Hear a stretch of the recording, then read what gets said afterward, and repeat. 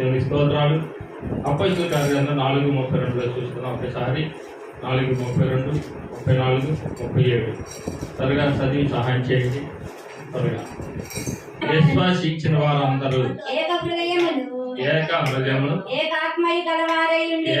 ఆత్మయ కలవారయుండి ఎవడను తనకు కలిగిన వాటిలో ఏదియు తనదని అనుకొనకూడదు, అనుకొనలేదు. వారికి కలిగిన అంతయు వారికి సమిష్టిగా అపోస్తలులు బహుబలముగా ప్రభువైన యేసు పునరుద్ధానమును గూర్చి సాక్ష్యం ఇచ్చిరి. దైవ కృప అందరి యందు అధికంగా ఉండెను. భూములనైనను ఇండ్లనైనను కలిగిన వారందరూ వాటిని అమ్మి అమ్మిన వాటి వెల తెచ్చి అపోస్తలుల పాదముల దగ్గర పెట్టుతూ వచ్చిరి.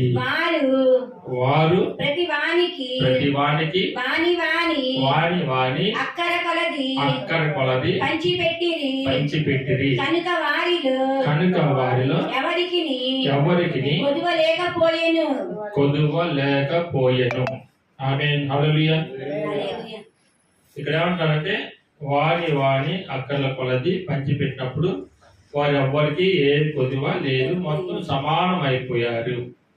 అదే కదా, మరి మొత్తం సమానం అయినట్టే కదా, ఏ కొదువ లేదంటే. అంటే 1 కోటి రూపాయలు ఉన్నాయి అనుకున్నాం. బాగా పేదవాడు ఉన్నాడు. పేదవాడు ఉన్నప్పుడు వాడికి చాలా ఇబ్బంది పడుతున్నాడు. వాడి దేవుడి దగ్గరికి వస్తున్నాడు, దేవుడిని నమ్ముకుంటున్నాడు. కాబట్టి ఏ రోజు సంపాదన ఆ రోజే. ఒక రోజు పోకపోతే ఉపాసం ఉండాల్సి వస్తుంది. మరి దేవుడిని సేవించలేకపోతున్నాం. చాలా విషయాలు మనకు తెలుసుకోవాల్సింది ఏంటంటే, ఇక్కడ ప్రభు దగ్గరికి వచ్చే ప్రతి ఒక్కళ్ళు ఏమని ఆలోచించారంటే, ఇక్కడ ఏమని ఆలోచించేశారంటే, అందరం మనం సమానంగా ఉంటే ప్రభువుని స్తుతిస్తానికి, ఆరాధిస్తానికి, గణపరిస్తానికి మైండ్ సెట్ అంతా కూడా ఒకే రకం ఉంటుంది. వాళ్ళు ఆలోచన చేసింది అది.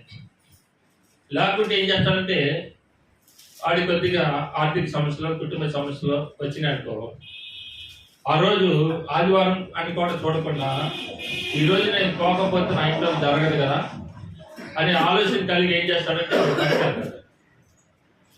దానివల్ల దేవుడికి రావాల్సిన మహిమ రాదు, దేవుడికి ఇవ్వాల్సిన స్థానం ఇవ్వలేడు, ఆలోచన పెట్టలేడు దేవుడి మీద.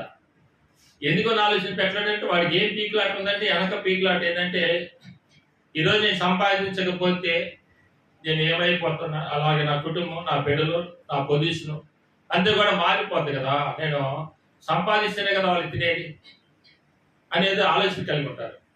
ఈ ఆలోచన కలిగి ఉండటం వల్ల జరిగేది ఏంటంటే, వీళ్ళందరికీ అదే ఆలోచన ఇచ్చి అపొస్తలులు వీళ్ళు ఏం చేశారంటే, పేతురు, యోహాను వీళ్ళందరూ కూడా ఏం చేశారంటే, అయినా చాలా మంది రావడానికి ఇష్టపడుతున్నారు కానీ వారికి ఒక కొదువు ఉన్నది. ఏంటది అంటే, చాలా మందికి ఆర్థిక సమస్యలు ఉన్నాయి. చాలా మందికి ఆర్థిక సమస్యల వల్ల ఏం చేస్తున్నారంటే, వాళ్ళు రాలేకపోతున్నారు, ఉండలేకపోతున్నారు, సరిగ్గా మనిషి పెట్టి ప్రార్థన చేయలేకపోతున్నారు.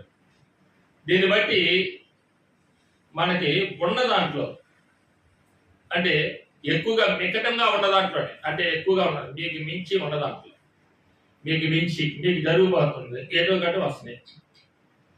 పొలంలో రావచ్చు, లేకపోతే అద్దెలో రావచ్చు, లేకపోతే వడ్డీల మీద రావచ్చు, అలాగే ఇంకో దాంట్లో రావచ్చు. కానీ దేవుడు ఏమంటాడంటే, అక్కడ సామెతలో కూడా అంటాడు కదా, నువ్వు పేదవాడిని ఆదుకుంటే దేవుడికి అప్పించినట్ట. పేదవాడిని ఆదుకుంటే దేవుడికి అప్పించినట్ట. అప్పు మన దేవుడికి ఇవ్వలేముగా. మహాకాశం సృజించిన దేవుడికి మనం ఇవ్వలేముగా. అక్కడ పోయి మనం ఇవ్వలేము. నేను అప్పిస్తున్నా నీకు తీసుకొని చెప్పేసి అంటే దిగురాడు ఆయన.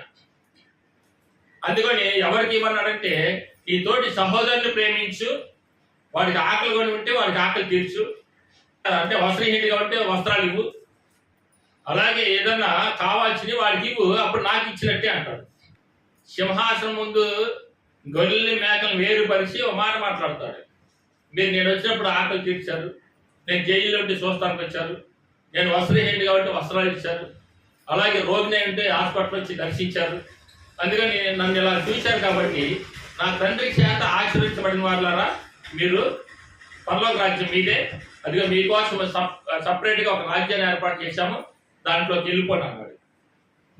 అప్పుడు వీళ్ళు అడుగుతారు, ప్రభా నువ్వు అసలు ఎప్పుడు వచ్చావు మాకు కనపడలేదుగా, నీకు ఎప్పుడు మేము ఆహారం పెట్టాము, ఎప్పుడు మేము జైల్లో ఉండి చూస్తానికి వచ్చావు, ఎప్పుడు హాస్పిటల్లో ఉండి చూస్తానికి వచ్చావు, ఎప్పుడు మీకు వస్త్రహీనుగా ఉంటే మేము వస్త్రాలు ఇచ్చాము, ఇవన్నీ కూడా అడుగుతారు.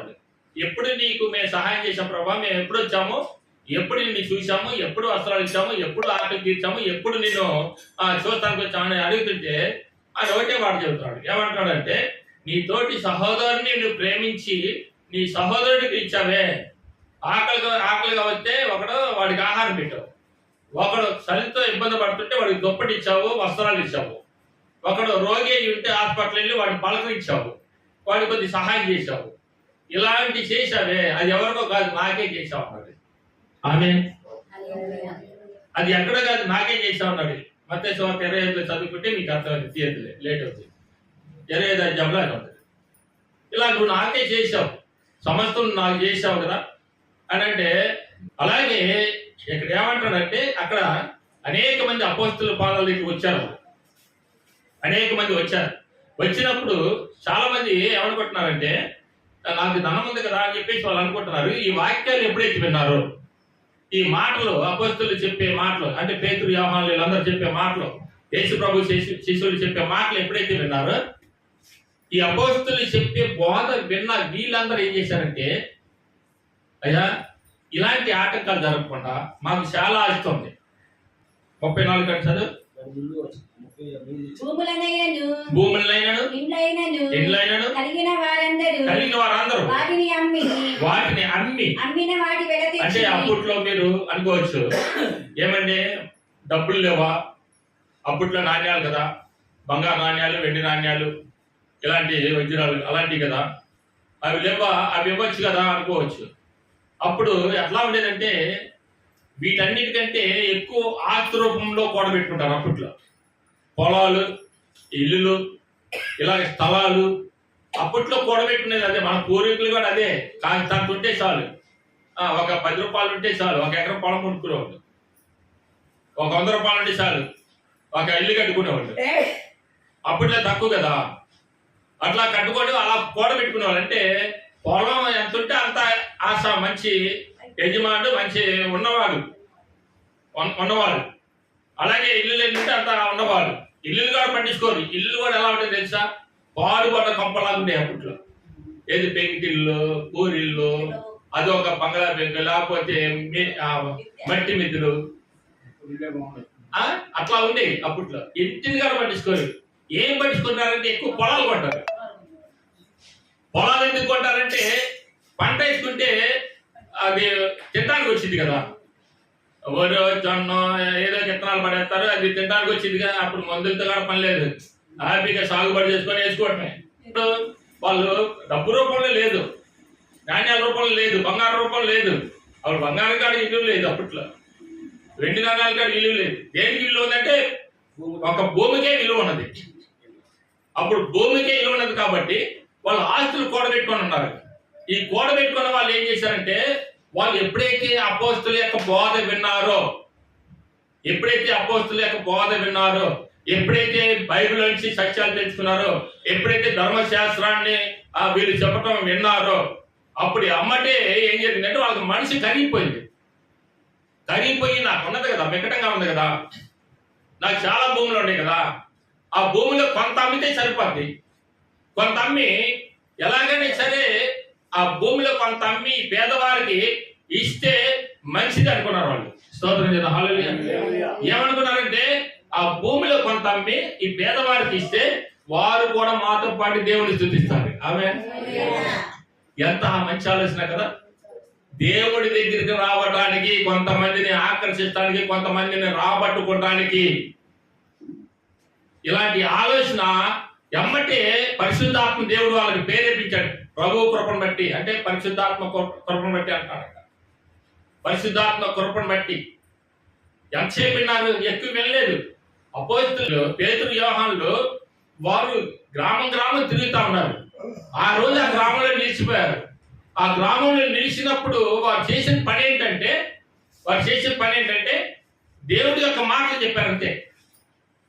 మీరు సహోదరుని ప్రేమించండి, మీ తోటి వారిని ప్రేమించండి, మీ తోటి వారు ఆకలితో ఉంటే చూడబాకండి, వారి ఆకలి తీర్చండి, వారిని ఎలాగైనా సరే దేవుడిని స్తుతించేటట్టు చేయండి, దేవుడి పాదాల దగ్గర వచ్చండి అని చెప్పేసి చెప్పారు. అలాంటి ఖర్చు పెట్టి ఆత్మను రక్షించాలి అన్నాడు. స్తోత్రం చేద్దాం. హల్లెలూయా. ఖర్చు పెట్టకుండా ఆత్మ రావు. అదే రోమిల మనం ఎన్నోసార్లు చూసుకున్నాం. ఏమంటాడంటే మీరు పోలేరు, కనీసం ప్రకటించవాలి, లేకపోతే ప్రకటించబడిద్దా? ఎలా ప్రకటించబడింది కదా? 10-11 ఎలా ప్రకటించబడింది? ప్రకటించవాలి, లేకపోతే ప్రకటించబడదు. కాబట్టి మీరు వెళ్ళలేకపోతే ప్రకటించాలని పంపించండి అంటాడు. ఆమె మీరు వెళ్ళలేరు, మీ వల్ల కాదు, ఇంటికాడ కూర్చుంటారు, ఏదో వంటకాలని అయ్యా నేను ఇంటి పని సరిపోతే వెళ్ళేవాళ్ళు ఉన్నారు చాలా మంది, వాళ్ళని పంపించండి అన్నారు. ఆ కొద్దిసేపటికే వీళ్ళందరూ స్పందించబడి ఏం చేశారంటే వాళ్ళ ఆస్తులు అమ్ముకొచ్చి, ఆమె హల్లెలూయా, వాళ్ళ ఆస్తులు అమ్ముకొచ్చి ఎక్కడ పెట్టారు తెలుసా? అపోస్తలుల యొక్క పాదాల దగ్గర పెట్టేశారు. అలాగే కూటికి లేక, సంపాదన లేక, ఆర్థికంగా సమస్యలో ఉన్నవారు ఎవరు మొత్తం గేడు చేశారు. గేడు చేసి వాళ్ళందరికీ ఈ రుచిని పంచి పెట్టే తలకి మొత్తం సమానం అయిపోయారంట. స్తోత్రం చేద్దాం. హల్లెలూయా. మొత్తం సమృద్ధిగా అందరికీ సమానంగా తయారయ్యారు, సమానంగా అయిపోయారు. ఇదంతా చూసి ఒక భార్యాభర్తలు, ఒక కుటుంబం ఎలా తయారైందో తెలుసా? వీళ్ళందరూ ఇస్తున్నప్పుడు నేను ఎందుకు ఇవ్వకూడదు అని ఒక కుటుంబం ఏమనుకుందంటే, వాళ్ళు అమ్మిన దాంట్లో వాళ్ళు మొత్తం ఇస్తామని చెప్పలేదు. వాళ్ళు కొంత అమ్మి తీసుకొచ్చి ఇచ్చారు, ఆస్తులు అమ్మి కొంత అమ్మి తీసుకొచ్చి ఇచ్చారు. ఇచ్చిన తర్వాత ఆ కొంత ఉంచుకున్నారు కదా, కొంత అమ్మి ఇచ్చారు కదా, వీలు లేదు వాళ్ళు మొత్తం ఇచ్చామని చేద్దాం. ఏమనుకున్నారు? మొత్తం ఇచ్చేసాం, మాకు ఇంకేం లేదు, మా ఆస్తి అంతా అమ్ముకొచ్చి ఇచ్చేసాం అని చెప్పడానికి. అంటే గొప్ప కోసం, ప్రజల్లో గొప్ప కోసం, ప్రజల్లో ఏదో గొప్ప పేరు తెచ్చుకోవడం కొరకు, అపోస్తలుల దగ్గర మంచి పేరు తెచ్చుకోవడం కొరకు వారు ఏం చేశారంటే, ఇద్దరు భార్యాభర్తలు ఇద్దరు వెళ్ళి పొలం అమ్మేసేసారు. పొలం అమ్మేసేసి అమ్మిని మొత్తం తీసుకొచ్చేసి అక్కడ పెట్టినట్టుగా భర్త చేసి ఆ పాదాల దగ్గర పోసి, అయ్యా ఉన్నది మొత్తం అమ్మేశామయ్యా, ఇదే ఇక్కడ తీసుకొచ్చి పెట్టాము అన్నారు. పేతురు యోహానులు అందరూ ఏమన్నారంటే, అయ్యా వీరికి అమ్మటే అర్థమైంది వీళ్ళు, ఎందుకంటే దేవుడు ఆత్మ కలిగిన వారు కాబట్టి, వీళ్ళకి అర్థమైపోయింది. అర్థమయ్యే మాట అంటాడు, అది నీ దగ్గర ఉన్నప్పుడు నీదేగా, అవునా కదా? ఆ పొలం నీదే, అమ్మితే డబ్బు నీదే, మొత్తం నీదే, అది నీ దగ్గర ఉన్నప్పుడు నీదే. అది నేను మొత్తం ఇవ్వాలి కదా, మేము అడగలేదు, నీ కోసం ఉంచుకొని ఎంత ఇవ్వాలనుకుంటే అంతే ఇవ్వు, కాదనలేదు. కానీ మొత్తం తీసుకొచ్చి నీ పాదాల ముందు పెట్టావంటే నువ్వు పరిశుద్ధాత్మను మోసం చేస్తున్నావు, పరిశుద్ధాత్మను అబద్ధికుడిగా చేస్తున్నావు. అని ఒక మనుషుడు తన భార్య అయిన సఫీరాతో ఏకమై పొలమమ్మెను. భార్య ఎరుకని వాడు దాని వెలలో కొంత దాచుకొని ఏం చేశారంట? ఇద్దరు కూడ పలుకున్నారు, భార్య భర్తలు ఇద్దరు కూడ పలుకొని అమ్మిన దాంట్లో కొంత దాచుకొని కొంత తెచ్చి అపోస్తలుల పాదముల యొద్ద పెట్టెను. అప్పుడు పేతురు అననీయ ఈ భూమి ఎలలు కొంత దాచుకొని పరిశుద్ధాత్మను మోసపుచ్చుటకు సాతాను ఎందుకు నిన్ను ప్రేరేపించెను. చాలు, నీకు నీ దగ్గర ఉన్నప్పుడు ఆ కింద బావాలంటాడు, ఆస్తి నీదే, అమ్మింది నీదే, నేను మొత్తం అడగలేదు, నేను మొత్తం ఏమని నేను అడగలేదు. కానీ నువ్వేం చేస్తున్నా, నీకు మొత్తం తీసుకొచ్చి ఇస్తున్నానని చెప్పేసి నీ నోటితో మాట్లాడుతున్నావు.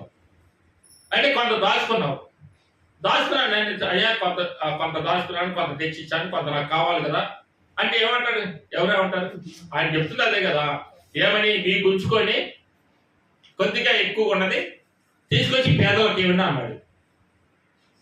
అంతేగాని మొత్తం తీసుకొచ్చి ఇవ్వమని చెప్పలేదు. వీళ్ళేదో గొప్ప కోసం అందరూ గొప్పగా చెప్పుకునేటట్లుగా ఈయన అలా అనుకొని ఏమంటారంటే, అయ్యా ఇదిగో పర్లేదు మొత్తం ఇస్తున్నా అన్నట్టుగా చెప్పేదానికి చాలా బాధేసింది. స్తోత్రం చేద్దాం. హల్లెలూయా. చాలా బాధేసి, పరిశుద్ధాత్మని ఎందుకు నువ్వు మోసపుచ్చుతున్నావు, ఎందుకు నువ్వు అబద్ధం ఆడుతున్నావు అని ఒకప్పుడు అది నీదే కదా, ఖచ్చితంగా నువ్వు చెప్పొచ్చు కదా, ఎందుకు దాని గురించి ఇంత అబద్ధం ఆడుతున్నావు అని చెప్పేసి చాలా బాధపడుతూ ఉన్నారు. కానీ అక్కడికక్కడే పడి మృతి పొందాడు, పరిశుద్ధాత్మ మోసం చేసినట్టుగా. నేను అంటలేదంటే ఫస్ట్ చాలా మంది ఇచ్చారు, ఇచ్చిన వారు ఎంతో దీవించబడుతున్నారు, దేవుడి కృప పొందుకున్నారు, అలాగే పేదవారిని ఆదుకున్నారు. యెహోవాకు అప్పించినట్లే అయ్యింది. యెహోవాకు అప్పించినట్లే పేదవారిని ఆదుకుంటే, పేదవారికి అప్పిస్తే యెహోవాకు అప్పించినట్లే కానీ నీవు ఇతరులకు అబద్ధం ఆడాల్సిన అవసరం అని ప్రభు నిన్ను అడగలేదే. ఇస్తానన్నావు, ఇచ్చావు, ఇవ్వు అంతే. ఇస్తానని ఇవ్వకపోయినా ప్రమాదమే. స్తోత్రం చేద్దాం. హల్లెలూయా. సామెతల గ్రంథంలో 22 చూద్దాం ఒకసారి. ఇక్కడ ఎందుకు ఇచ్చారు వాళ్ళు అంటే, అక్కడ చదువమ్మ వచ్చారు మళ్ళా. దయాదృష్టి గలవారు తన ఆహారములు కొంత దరిద్రుడికి ఇచ్చును, అట్టివాడు దీవెన పొందును. ఏం చేస్తాడంట? దీవెన పొందుకున్నాడు. ఎవరికి ఇస్తే దీవెన పొందుకున్నాడు? ఓరక చర్చికి వచ్చి వెళ్తా ఉంటే దీవెన అవుతున్నాయా? ఓర చర్చిలో కూర్చొని 4 మాటలు వెళ్ళిపోయి ఇంటికాడ కూర్చుంటే దీవెన వస్తుందా? అంటే కొంత సహాయం కూడా మనము చేసేవారుగా ఉండాలి. స్తోత్రం చేద్దాం. హల్లెలూయా. కొంత సహాయం చేసేవారుగా ఉండాలి. ఉంటేనే మనకి దీవెనలు. కానీ ఏమి చేయకుండా ఉండటం వల్ల అది దీవెన ఎలా వచ్చింది అని అంటాడు. అపోస్తలుల కార్యం 20:35 అదే అంటాడు, బలహీనులకు ఓతనీయుడు అంటూ. అక్కడ నువ్వు బలహీనులు కూడా ఆదుకో. అక్కడ అది చేసింది. అందుకే అక్కడ అపోస్తలుల పాదాల దగ్గరికి ఎందుకు తీసుకొని పెట్టారంటే, ఎవరైతే బలహీనులు ఉన్నారో ఆ బలహీనులు ఆదుకోవడానికి దేవుడు చేశాడు. స్తోత్రం చేద్దాం. హల్లెలూయా. వారికి మంచి పేరెంట్ ఇచ్చాడు, మంచి ఆలోచన ఇచ్చాడు, మంచి జ్ఞానం ఇచ్చాడు. అందుకని ఎప్పుడైతే వాక్యం చెప్పడం మొదలు పెట్టారో, ఎప్పుడైతే ఈ ఒక పాత నిబంధన కాలం నుంచి ధర్మశాస్త్రం బోధిస్తూ ఉన్నారో, ఆ బోధించిన బట్టి వీళ్ళు అర్థం చేసుకొని ఏం చేశారంటే, ఎదుటి వాడికి సహకరించే మనిషి కలిగి ఎమ్మటి ఆస్తులు అమ్ముకొచ్చి అక్కడ పెట్టారు. స్తోత్రం చేద్దాం. హల్లెలూయా. అలాగే చేయాలంటాడు అక్కడ దేవుడు. అలా చేస్తే జీవించబడతావు. కానీ ఏమి లేకుండా ఓరకనే వచ్చే వరకు వెళ్తే దీవెనలు ఎట్లా వస్తాయి అనేది కూడా దేవుడు మాట్లాడుతున్నాడు ఇక్కడ. చూడండి ఏమంటాడు అక్కడ అపోస్తలుల కార్యక్రమంలోనే 20:35 20:35 చూడమ్మా. మీరును ఇలాగ ప్రయాసపడి బలహీనులను సంరక్షించాలని పుచ్చుకొనుట కంటే ఇచ్చుట. నా ఇంటికి వచ్చే దత్తా, నీ ఇంటికి వచ్చే మెత్తా అన్నట్టు ఉంటుంది కొంతమంది ఆలోచన.